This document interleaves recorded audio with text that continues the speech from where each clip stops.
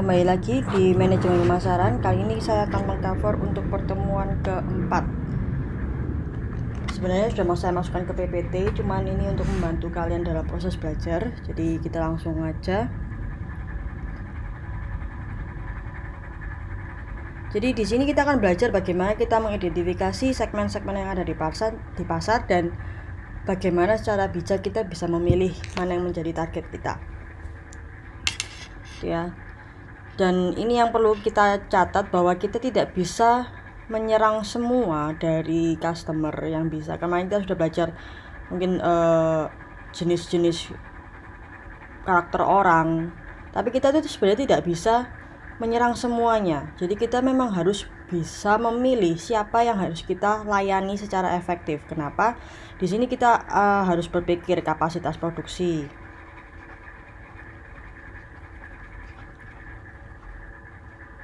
kemampuan untuk pemasaran,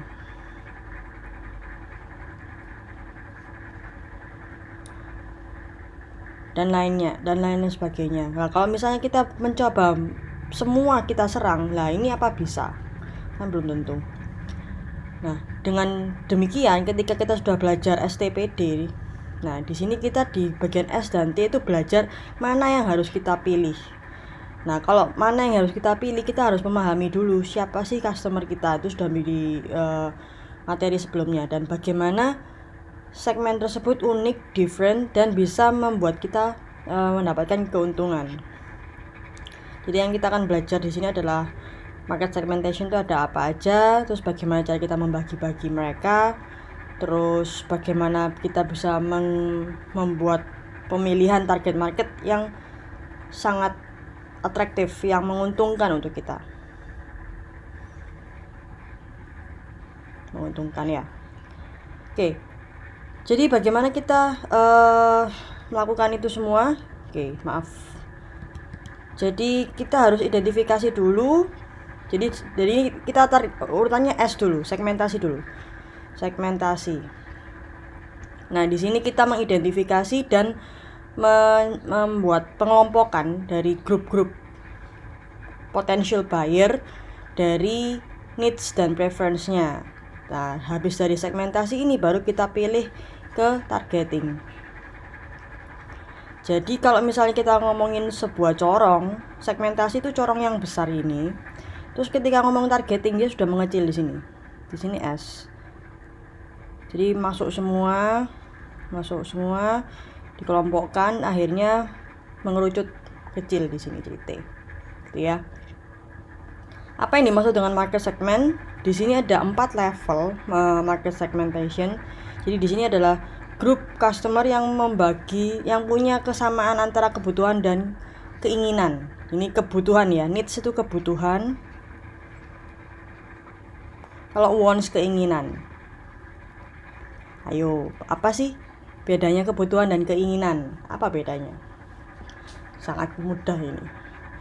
Jadi kalau kita ngomongin levels of market segmentation, ada segment marketing, ada niche marketing, ada local marketing, dan ada customerization. Kalau ini kita segmentasikan berdasarkan karakter tertentu. Kalau niche marketing, di sini kita ngomongin market yang sangat unik, punya keunikan yang sangat tinggi. Misalnya ini produk-produk niche itu adalah produk-produk yang dikhususkan untuk orang-orang tertentu, seperti misalnya dulu pada awalnya MacBook itu dibuat niche tahun 2000-an awal ya, 2000 sampai 2010 untuk desainer. Nah, dia mau menarget niche marketing sebenarnya awalnya itu dulu. Makanya dengan spek yang seperti itu, dengan OS yang seperti itu. Nah, kalau local marketing dia menyerang secara lokal di wilayah geografis tertentu.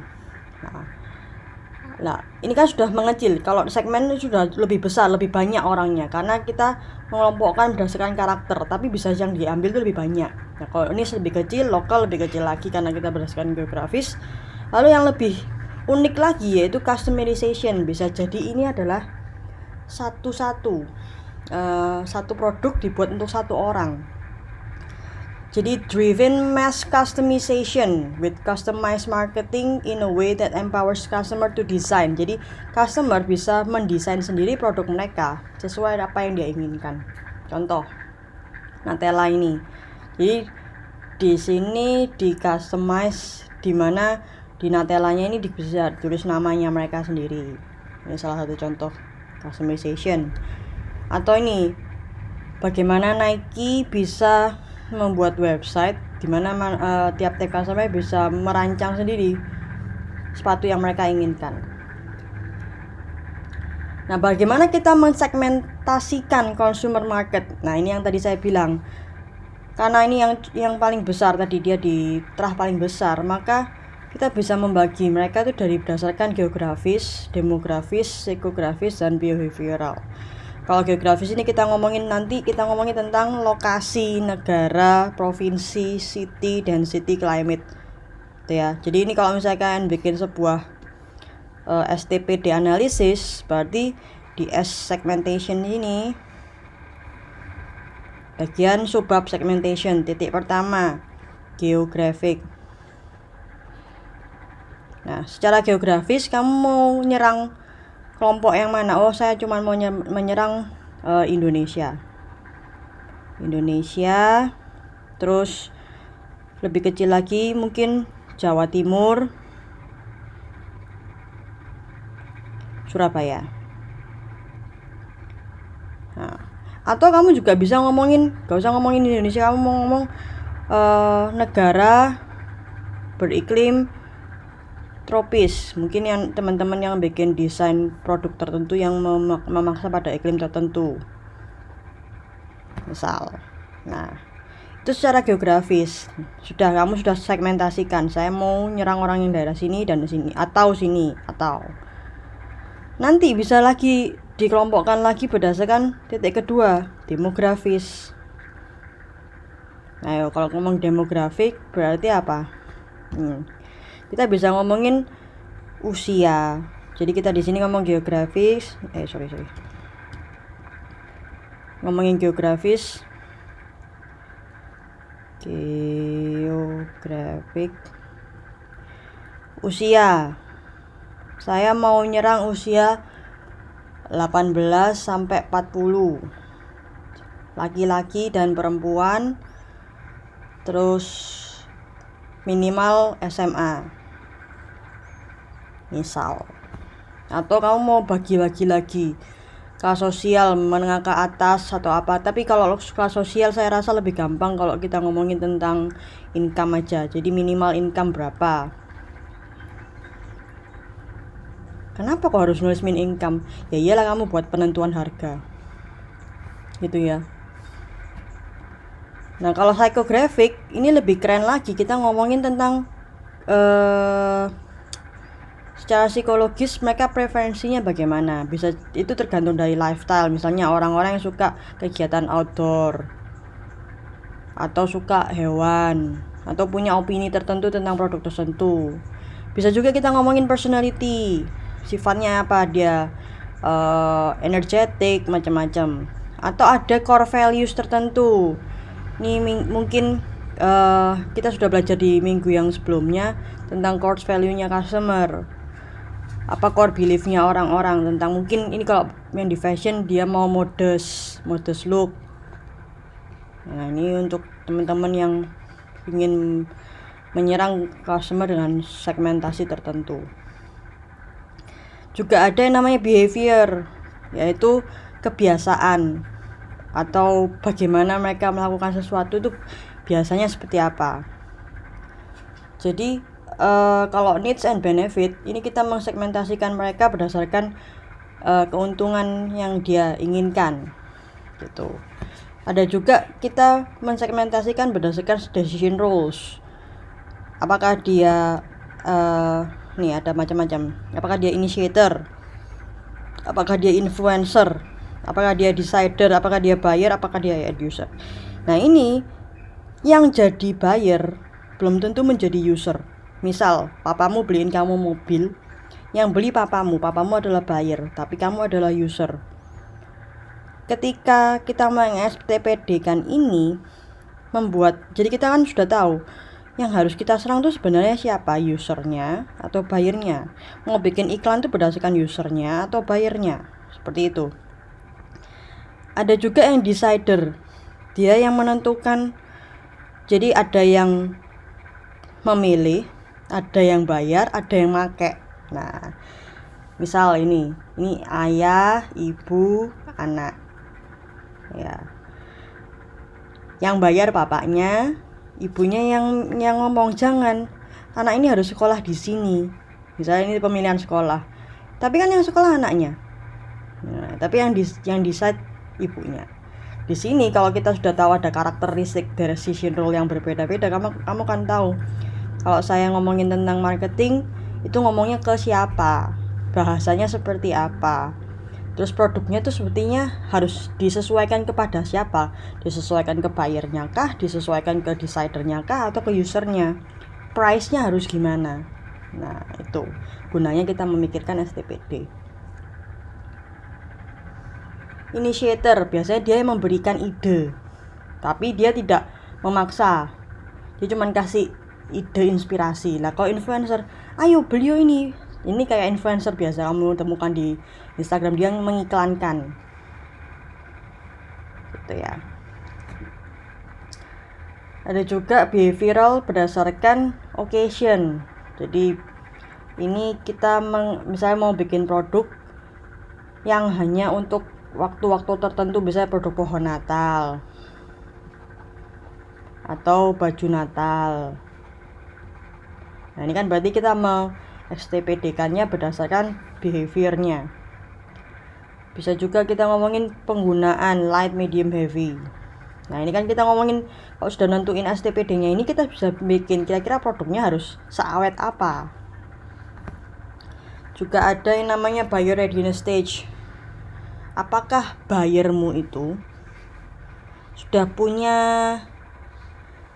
pengetahuan, paling enggak pengetahuan tentang penggunaan produk itu. Kayak dulu ini contohnya tuh e-money dalam berbagai bentuk. Mau e-money ini kan e-payment ya, bisa OVO, bisa card yang kita ngomong e-tol dan lain sebagainya.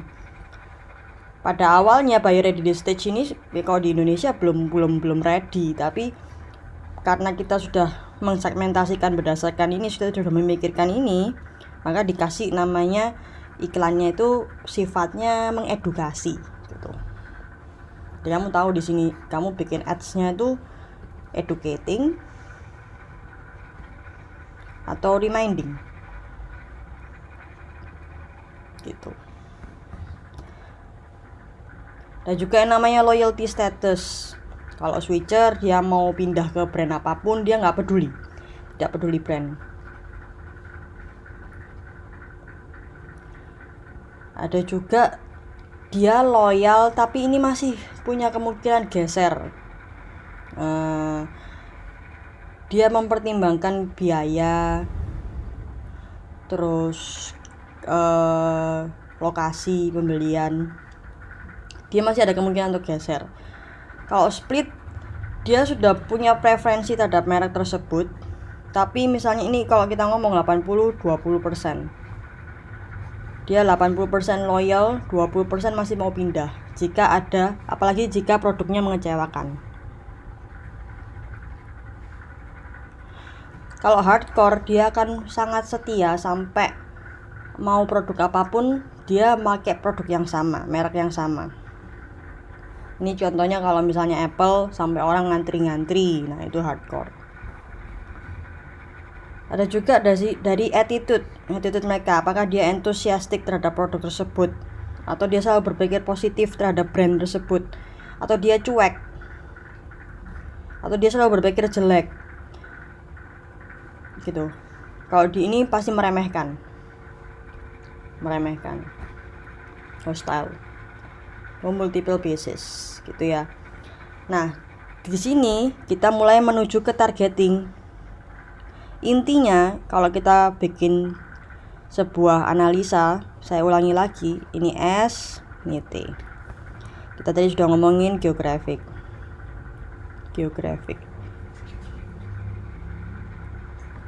Terus kita ngomongin ini adalah kota, ini ada Indonesia, terus ini Jakarta, Surabaya, Bandung, Medan, terus ada kota-kota besar, Jogja, Malang ya, Malang. Di sini di segmentasi kita tuh membagi-bagi mereka berdasarkan geografisnya nih. Misal ini sudah kita bagi. Terus kita tahu di sini Jakarta ada berapa orang, sekian jumlah. Di sini ada berapa orang, di sini ada berapa orang, ada berapa orang. Nah, ketika kita ngomongin targeting, kita milih which ones to target dari yang kota-kota secara geografis terpilih ini, mana yang kamu mau serang. Nah, ketika kita ngomongin pemilihan ini harus menguntungkan sesuai dan bisa berkembang. Percuma kalau kamu milih Surabaya, ternyata jumlah orang Surabaya menurun misalnya. Nah, terus kita pindahkan di sini secara geografis sudah dikelompokkan, disegmentasikan, kita pindahkan ke sini. Oh, kalau target saya berarti saya milih secara geografik hanya Jakarta dan Surabaya. Nah, jadi di sini kamu ngomongin lebar, di sini ngomongin cuma sedikit. Contoh lagi. Ini kalau kita ngomongin secara tertulis nanti.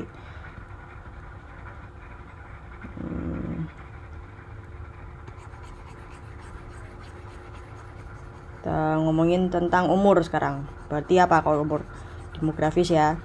Nah, kalau demografis bisa umur, bisa gender, bisa apa lagi, income. Sekarang kita ngomongin demografis. Usia. Nah, tadi kita bikin hal yang sama, tapi nanti di laporan kita nggak usah pakai. Ini cuman visualisasi aja. Misalnya usianya tadi ini 18 sampai 20, ini 21 sampai 24, 25 sampai 28, 29 sampai 32, 33 sampai 36, 36 sampai 40 ke atas. Nah, dari segmentasi yang sudah di sini, ini sudah diketahui ini berapa orang, ini berapa orang, berapa orang. Nah, targeting kamu pilih mana yang paling sesuai dengan produkmu, mana yang menguntungkan, dan mana yang bisa dikembangkan marketnya. Marketnya berkembang terus. Nah, di sini secara demografis yang dipilih adalah 18, 20, 21, 24, 25, 28, atau kamu bisa rangkum jadi 18 sampai 28. Jadi kamu ditargetin tinggal tulis ini.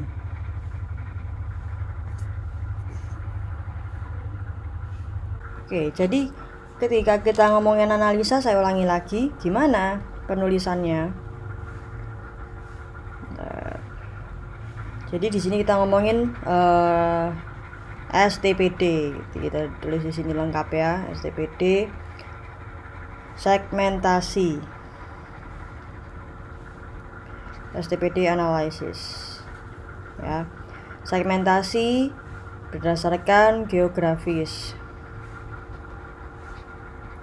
Saya akan menyerang kota-kota besar di Indonesia. Ini boleh.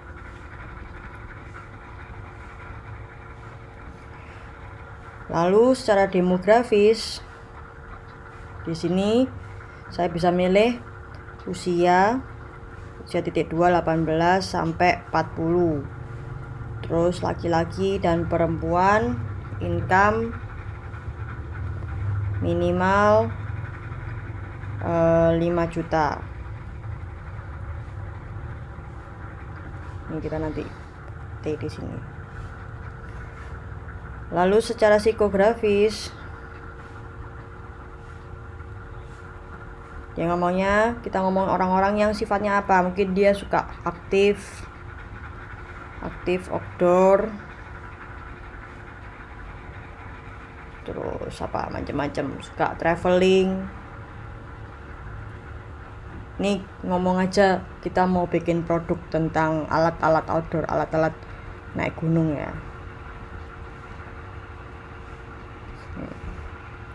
Lah behavior,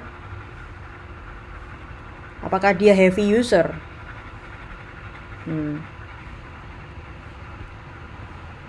Nah, nanti setelah kita selesai S sama T ini, baru kamu tahu bikin produk itu harusnya seperti apa.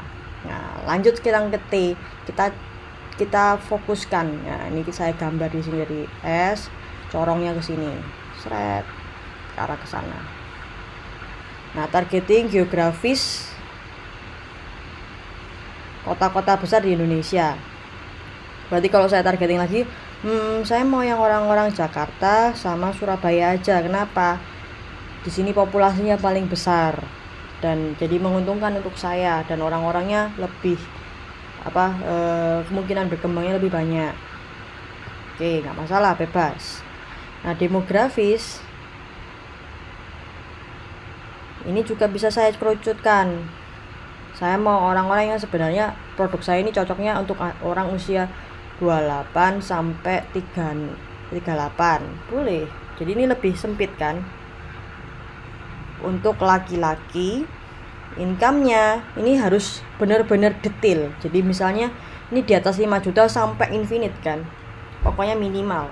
Nah, di sini saya mau paling enggak ya orang-orang yang gajinya 8 juta sampai 15 juta. Karena nanti saya price-nya akan berdasarkan ini.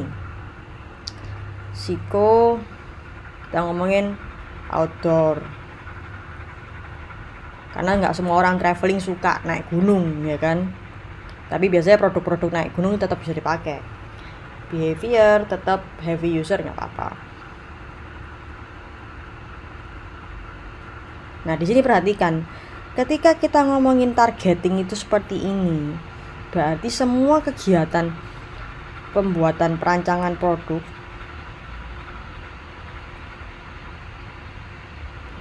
dan marketing itu depends on ini, bergantung, ditentukan oleh target.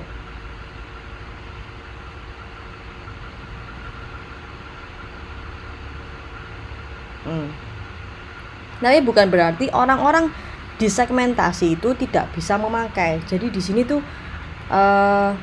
segmen pengguna, bisa penggunanya itu di sini. Tapi kalau kamu mau fokus perancangan produk dan marketing, kamu mikirinnya orang-orang targeting. Gitu ya. Paham? Gampang kok. Ini baca sendiri. Nah, bagaimana kita bisa membagi segmentasi secara efektif? Ingat, segmentasi yang kamu lakukan seperti tadi semua ini itu bisa diukur. Terus substansial, mudah diakses, terus bisa dipeta-petakan, bisa dibeda-bedakan, dan bisa dilakukan aksi tertentu. Jadi percuma kalau kamu sudah segmentasi ternyata kamu nggak bisa ngapa-ngapain terhadap mereka. Nah, ini kayak yang tadi saya bilang, apakah kamu produk untuk mass market, semuanya kamu ambil, atau individual customization. Nah, oke, S sama T sudah beres, kita lanjut ke P, positioning. Jadi positioning adalah sebuah act of designing the company's offering and image to occupy a distinctive place in the mind of target market. Jadi menempatkan produk di benak konsumen. Pencet. Nah, bagaimana kita bisa membuat positioning yang baik? Kita harus memperjelas esensi brandmu tuh apa sih? Brandmu tuh brand yang gimana? Terus apa yang bisa diberikan kepada konsumen dan bagaimana kamu bisa memberikan sesuatu ke konsumen itu dengan cara yang unik. Jadi mending kalau kita bikin sebuah positioning statement,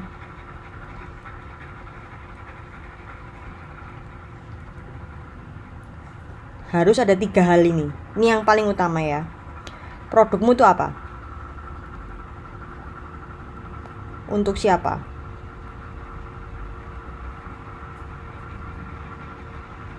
Terus istimewanya apa?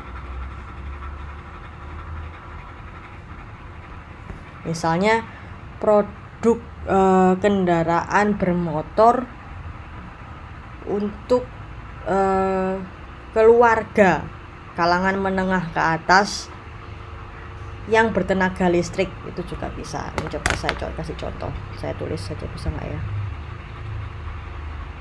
Nggak bisa. Coba di sini saya langsung tulis saja. Misal produk kendaraan roda 4 untuk keluarga Indonesia kalangan menengah ke atas. Apa tadi? Ini kita sudah ngomongin produk dan untuk siapa, dengan fitur dengan tenaga listrik.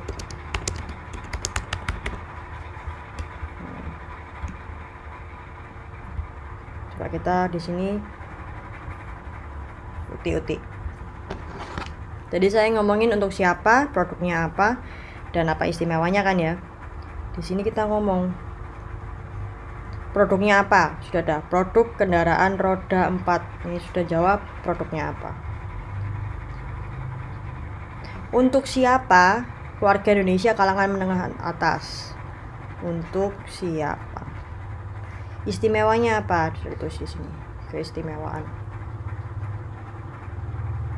Sehingga sudah jelas brand essence-nya apa, goals-nya itu apa yang ingin, dan apa keunikannya.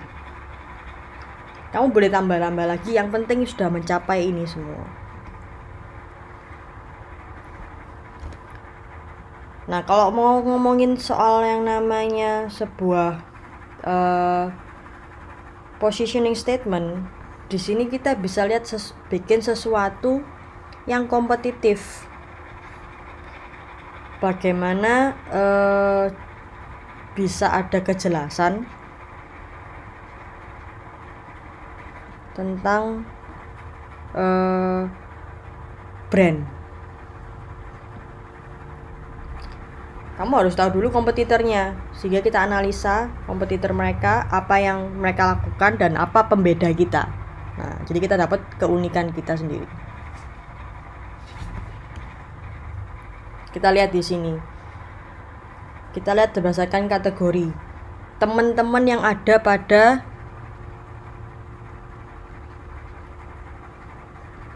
kategori yang sama. Apa keistimewaan mereka? Apa kekurangan mereka? Nah, di situ baru kita bisa balik ke sini, bisa bikin keistimewaan ini. Kita bisa juga melakukan analisa seperti ini, dinilai. Oh, berdasarkan awareness customer-nya gimana, berdasarkan quality-nya apa, mereka ini semua gimana. Lalu kita tahu apa yang mereka kurang, yang kita bisa achieve.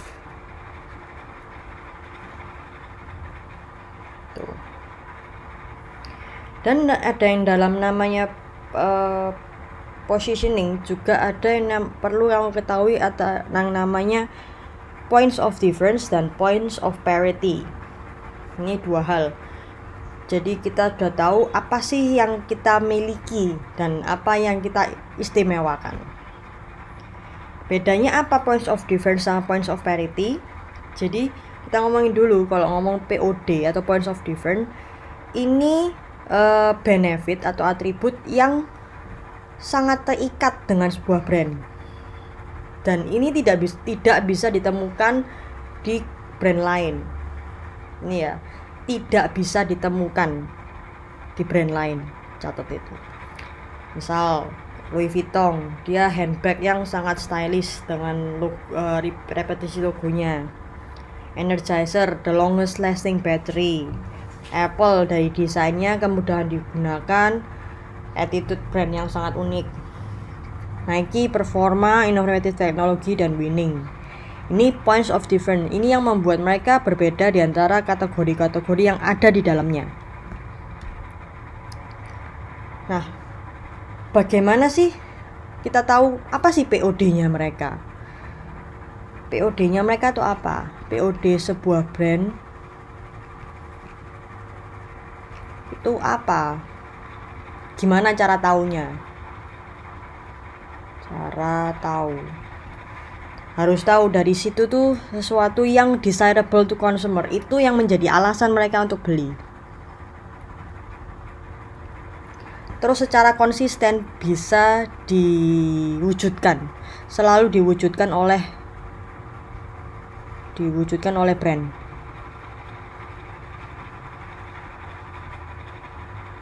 Dan tentunya membedakan mereka antara kompetitor lain. Nah, kalau points of parity ini sebenarnya kesamaan. Kalau tadi kan pembedaan, nah ini kesamaan yang harus dimiliki oleh sebuah brand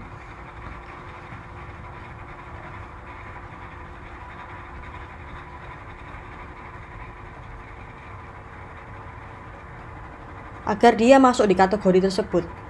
Jadi may in fact shared with other brands. Itu ya. Points of parity ada yang namanya 3 jenis. Ada kategori points of parity, jadi kesamaan dalam kategori. Ada kesamaan positif, asosiasi positif. Ada juga kesamaan untuk melawan points of difference dari kompetitor. Misal kita langsung dicontoh aja POD dan POP. Ini ada IKEA, ada Muji. Muji ini dari Jepang, dia juga jualan furnitur, jualan baju, terus make up, lengkap, semuanya dia jual. Alat-alat rumah tangga juga ada. Apa yang membuat IKEA dan Muji berbeda?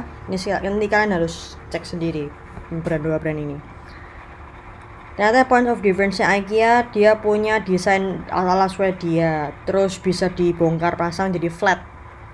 Ada restorannya di dalam toko, kemudian mass advertising, ada lifetime warranty dan lain sebagainya. Apa yang membuat Muji ini berbeda? Dia secara desain itu emotional design, kalian harus lihat sendiri. Terus asalnya dari Jepang. Terus ada Muji to go. Jadi dia lebih compact. Dan kemampuan dia untuk advertising itu dia tuh tidak pakai iklan yang gede-gedean. Dia itu dari mulut ke mulut. Apa kesamaan mereka? Apa yang sama? Dia jual home furnishing, sama-sama jual home furnishing dan house building. Terus dia low price and high quality dan sustainable. Itu ya. Nah, kalau H&M kita lihat di sini, dia adalah fast fashion, trendy, runway. Nah, ini kan dimiliki oleh brand-brand lain juga. Lower quality products with low price dimiliki brand lain juga. Internationally recognized, product offering-nya banyak pilihannya, dan dia membantu meredefine fast fashion. Nah, bedanya dia apa dengan merek lain? Dia sering collab dengan desainer. Terus ada online sales. Terus iklannya tuh jelas.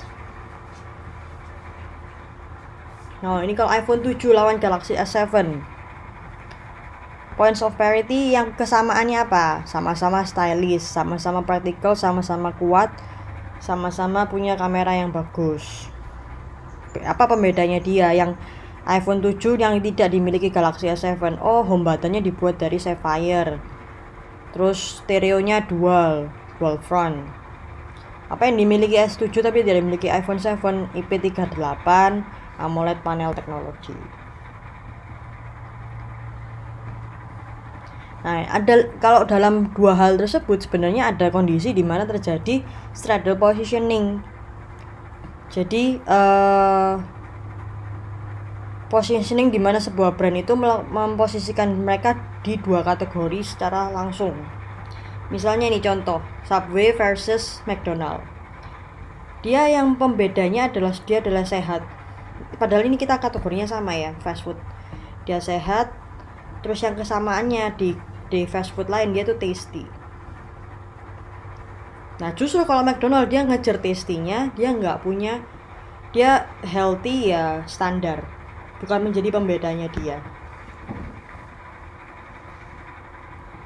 Nih contoh lainnya, ada BMW, ada Chevrolet Mustang. Ini saya lupa ini apa mereknya, Bentley kalau nggak salah. Di sini ada kesamaan, diferensiasinya performa pada BMW, performa pada Mustang. Nah, points of difference-nya Bentley dia adalah luxury, tapi menjadi points of parity dari merek BMW karena dia merasa aku sudah pasti memberikan luxury, tapi yang membuatku berbeda adalah performance. Nah, kebalikan kok di sini. Dia tidak punya performa, dia hanya punya luxury. Gitu. Jadi di sini kita sudah belajar POP dan POD, tujuannya apa? Bisa tahu competitive advantage-nya apa. Jadi bagaimana company itu bisa punya sesuatu yang tidak bisa diikuti oleh kompetitor. Nah, branding ini harus bisa dikejar secara emosional kalau menurut saya. Ini saya setuju banget. Kita harus membentuk sebuah points of difference dan points of parity yang bisa menarik pikiran dan perasaan. Contoh,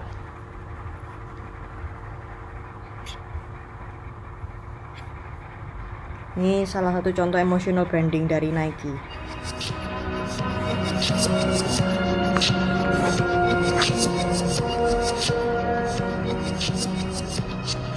At this time, I'm the only one working. I was told to quit. Coaches never noticed me. That was just my motivation to work harder than everyone else. While you were sleeping, I've already done 150 suicides. Ini kita menunjukkan sebuah orang-orang yang bekerja keras untuk berlatih My game might not be untuk perfect. menjadi atlet. It's a work in progress. For every Kita ingat shot I tadi make ya, out points of here, difference-nya there's another Nike reason apa? to be around Winning. the court. Winning bisa didapat dengan apa? Berlatih. Every single day Berlatih. of my life. Digambarkan dengan cara apa points of difference-nya? Dengan iklan yang emosional seperti ini. This is not a choice. This is a way of life. So just remember, when you're sleeping, I'm out here working every day. When you're sleeping, I'm here working every day. Everyone else.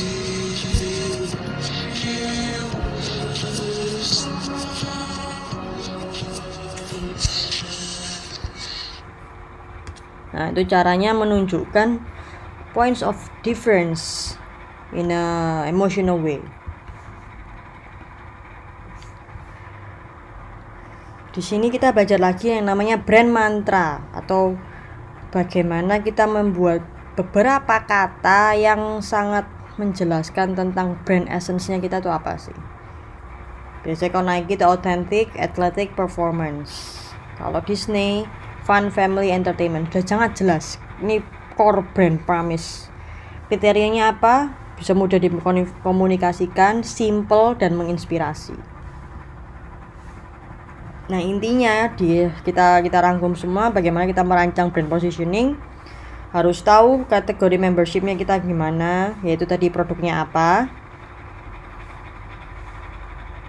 Terus dikomunikasikan pembedanya apa, POP dan POD-nya itu apa.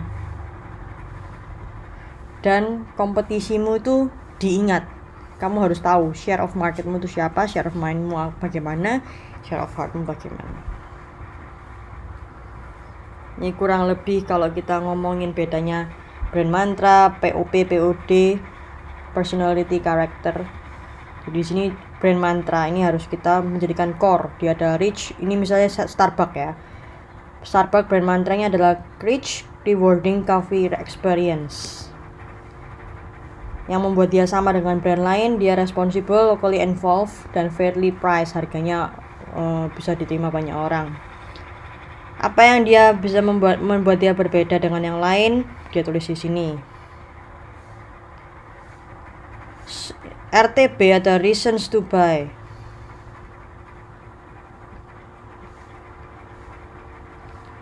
Oh, ternyata dia baristanya dilatih 24 jam. Sistemnya terintegrasi, waternya sudah difilter 3 hari, dan lain-lain ini ada. Karakternya Starbucks apa? Oh, dia thoughtful, dia kontemporer, dia kita caring. Datanya ada di sini. Ini juga ada di sini. Di sini kita ngomongin visual identity. Logo, green earth color. Nah, ini sudah sangat menggambarkan brand. Berpatok sama ini kamu sudah tahu brandmu tuh harus digimanakan. Positioning juga bisa kamu pakai narasi, itu juga boleh tapi agak susah. Bisa juga dengan cara cultural branding. Nah, ini kita coba lihat bagaimana sebuah small business itu bisa dibangun berdasarkan narasi sih. Ini dia narasinya dia adalah small business awalnya. Kita lihat.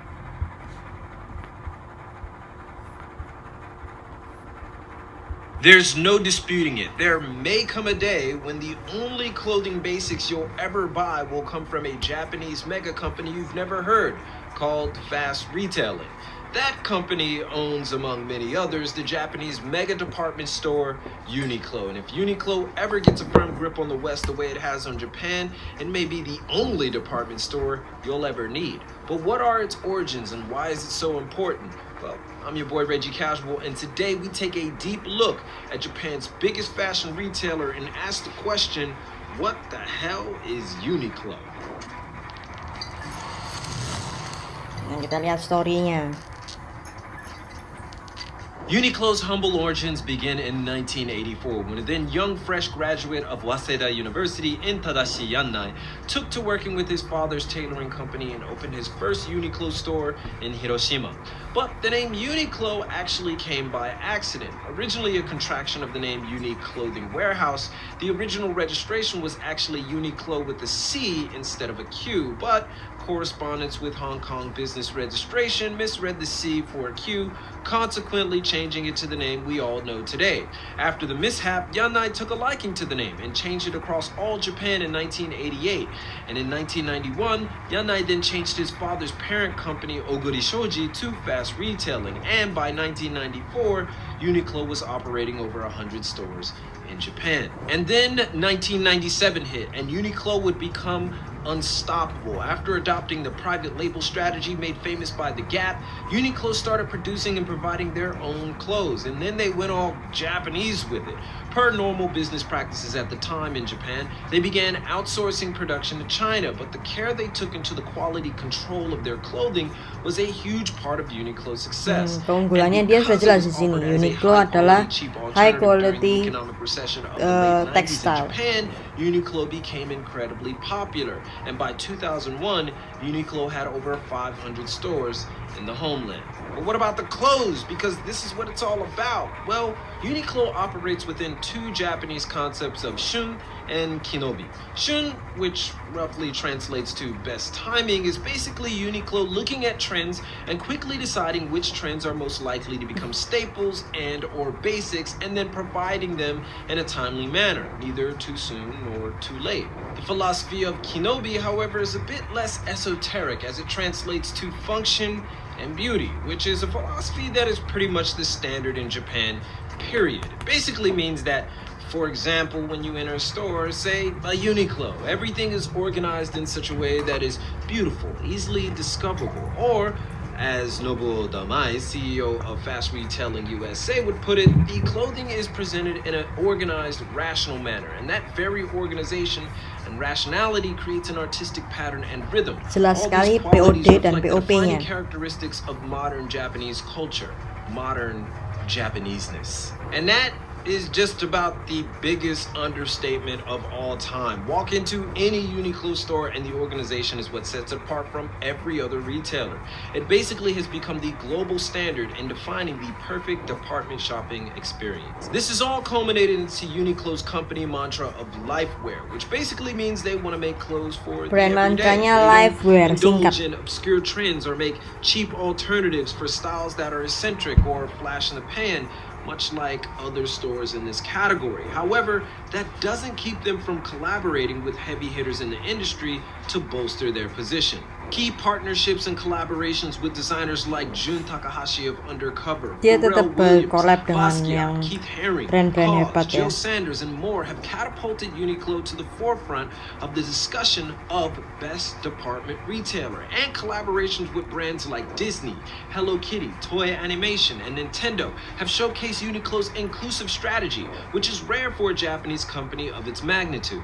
And yet it still continues to aim higher, opening up its UT shop, a t-shirt shop within the department store aimed at a younger pop culture motivated market, and handing the creative design reins over to Japanese streetwear's second godfather, number 2 himself, Nigo, the former owner of Bape. The last few years have opened up Uniqlo to the possibilities of athletic wear with Uniqlo Sport, and in Japan, kimono, yukata, and most recently, maternity clothing is being offered. Uniqlo has spearheaded heat tech, comfortable insulated spandex, airism, breathable fabric that wicks away sweat, and pretty much everything else under the sun that has to deal with clothing.